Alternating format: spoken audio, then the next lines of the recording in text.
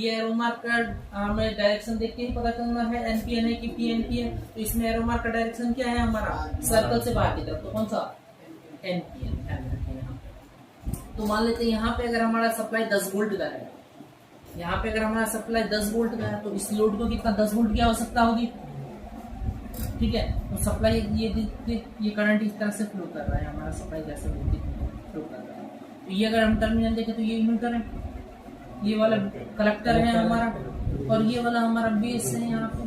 तो अगर हमें यहाँ पे ऑन करना था इसको, तो ट्रांजिस्टर का रिक्वायरमेंट क्या है एनपीएन का, बेस पे कितना वोल्टेज आना चाहिए, मिनिमम 0.7 आना चाहिए। तो सपोज कीजिए यहाँ पे कोई एक कंपोनेंट लगा हुआ है और यहाँ पे वो 2 वोल्ट भेजने का काम कर रहा है हमारा, तो मिनिमम रिक्वायरमेंट तो अब भी पूरी है इसकी, क्योंकि 0.7 है, इसका रिक्वायरमेंट पूरा होगा। तो जो यहाँ पे हम दरवाजा की बात कर रहे थे, तो ये दरवाजा खुल जाएगा हमारा, यहाँ से 2 वोल्ट इधर से इधर पास करेगा, यहाँ से इधर पास करेगा, और ये करंट यहाँ से पास कर देगा, हमारा सप्लाई अभी कैसे दे देगा, सर्किट कंप्लीट तो होने दीजिए।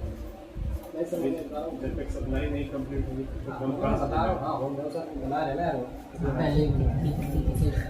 ये हमारा ऑन हो जाएगा, रिक्वायरमेंट अगर पूरी हो जाएगी इसकी तो ये ऑन हो जाएगा। तो यहाँ पे क्या है, ये क्या काम कर रहा है, एक स्विच का ही काम कर रहा है ना हमारा।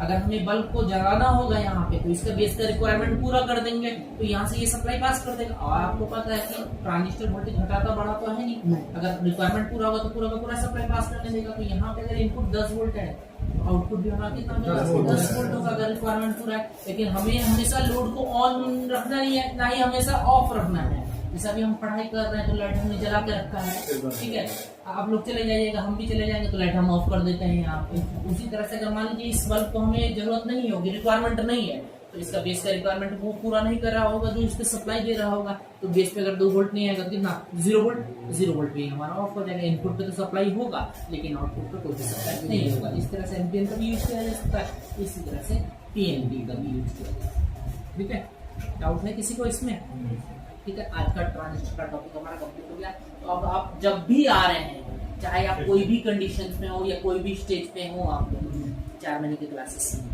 हर दिन ट्रांजिस्टर रिवाइज कीजिए, क्योंकि एक दिन भी नहीं कीजिएगा तो फिर कंफ्यूजन आना स्टार्ट हो जाएगा। 5 मिनट के लिए कीजिए लेकिन डेली पढ़ के आइए। ट्रांजिस्टर, मॉसफेट, डायोड, जितना भी है हर दिन आपको पढ़ के आना चाहिए, क्योंकि एक दिन भी 2 दिन भी छोड़ेंगे तो फिर कंफ्यूजन आना स्टार्ट हो जाएगा।